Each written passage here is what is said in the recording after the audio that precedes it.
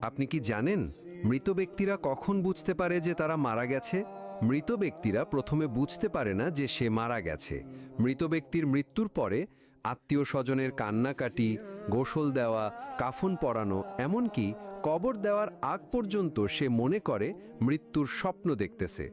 এমন অবস্থায় সে চিৎকার করে সাহায্যের জন্য বা তার স্বপ্ন ভাঙানোর জন্য। কিন্তু আফসোস, কেউ তার চিৎকার শুনতে পায় না। যখন সবাই তাকে দাফন করে চলে আসে, তখন মৃত ব্যক্তি একা হয়ে যায়।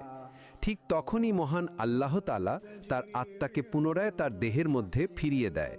প্রথমে মৃত ব্যক্তি এটি ভেবে নেয় যে হয়তো তার খারাপ স্বপ্ন শেষ হয়ে গেছে এবং সে ঘুম থেকে জেগে উঠেছে।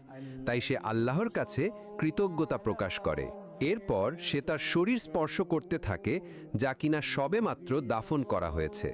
তখন সে বলতে থাকে, আমার শার্ট কোথায়, আমার প্যান্ট কোথায়,